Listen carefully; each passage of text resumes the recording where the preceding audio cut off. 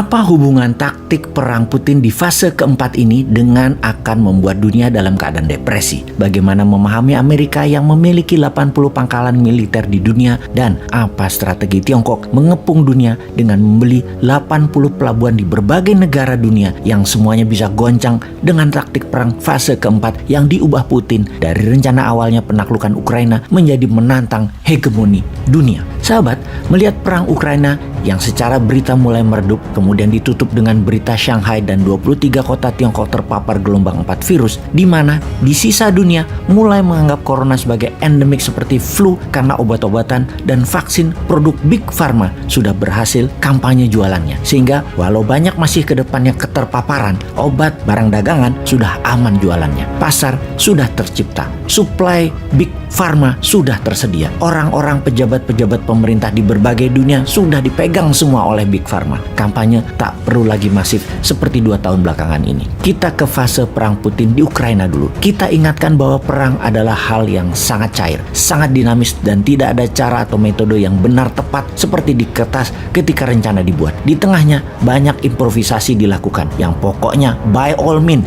kita harus menang perang. Caranya terserah. Maka fase pertama serangan Rusia yaitu menaklukkan 100% wilayah Ukraina, mengusir 10 juta penduduk Ukraina ke luar negeri dengan serangan kilat ke Kiev dan mengganti pemimpin Ukraina dengan yang pro-Rusia. Kemudian Ukraina akan referendum masuk sebagai negara federasi Rusia. Serangan diluncurkan 24 Februari 2022 yang mana hingga tanggal 8 Maret tidak bisa masuk juga ke Kiev, padahal pasukan elit divisi 2 dan 3 Rusia yang dikirim. Ibarat Kopassus dan Denjaka yang dikirim. Tidak tembus juga kota-kota besar di utara Ukraina tersebut termasuk Kiev. Bahkan ketahan di kilometer 30-an jauh dari Kiev. Pasukan Rusia tidak bisa tembus-tembus ke Kiev. Kemudian rencana diubah menjadi strategi bumi hangus ala Aleppo di Suriah dilakukan, dan strategi bumi hangus ini diharapkan secara psikologis tentara Ukraina dan pemimpin militer serta Zelensky terpukul kemudian menyerah. Ternyata hal itu tidak terjadi. Fase 3 pada sekitar 28 Maret seluruh pasukan di utara Ukraina ditarik mundur,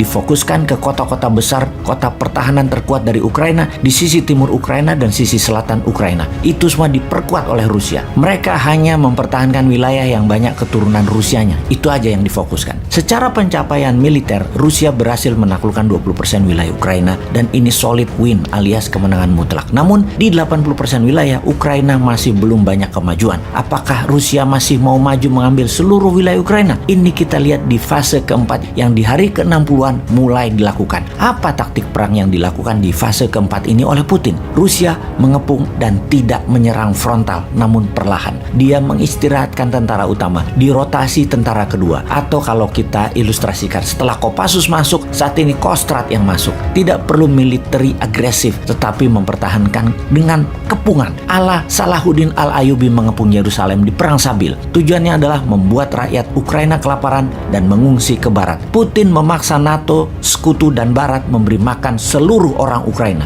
Putin membuka saluran kemanusiaan. Setengah dari pengungsi mengalir ke Eropa saat ini sudah. Membiarkan orang Eropa memberi makan setengah orang dari Ukraina, dan setengah sisa orangnya masih di kota-kota yang terkepung menunggu penyelamatan dari pihak barat. Di sisi sebelah barat Ukraina sudah menerima penduduk sisi timur Ukraina, dan dari barat sudah 10 juta yang keluar ke Polandia, ke Rumania, ke Slovakia, Hungaria, dan sangat kurang persediaan makanan, minuman, tempat tinggal, tempat tidur, dan obat-obatan. Di sisi barat Ukraina sudah kekurangan banyak makanan dan minyak untuk listrik. Semua orang tidak memproduksi kebutuhan perdagangan. Tanah tidak ditanami lagi, pabrik-pabrik bahkan tidak dibuka. Puluhan juta orang di Ukraina bergantung pada barat untuk makanan dan minuman. Menurut perhitungan intelijen pertahanan, strategi Putin ini bisa merubuhkan Eropa Barat. Kira-kira dalam 1,5 tahun ke depan, tanpa meluncurkan rudal, Putin akan membuat Eropa Barat, NATO, dan sekutunya berada dalam kebangkrutan. Di fase keempat ini, strateginya adalah Putin mengepung. Sementara pihak NATO tadinya berpikir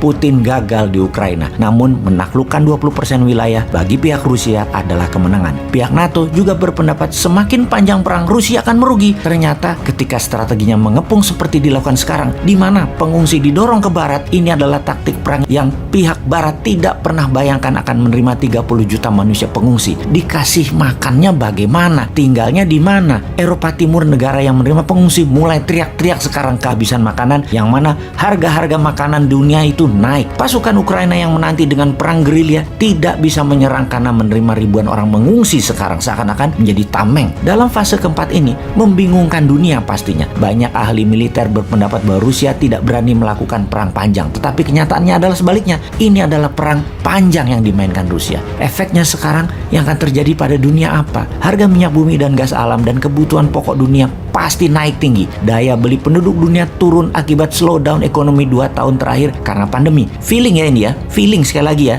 Dapat dipastikan bukan analisa ini, feeling bosman. Amerika akan resesi. Ekonomi dalam negeri Amerika akan berat di tahun ini yang akan membuat dunia menjadi turun juga daya belinya. Namun Tiongkok secara ekonomi akan menguat. Begitu juga India akan menguat. Di mana efek Amerika yang menurun tadi bisa membuat Amerika murka. Daripada Tiongkok terus menguat, kemudian Rusia menang perang, lebih baik dijadiin perang dunia ketiga. NATO masuk ke Ukraina.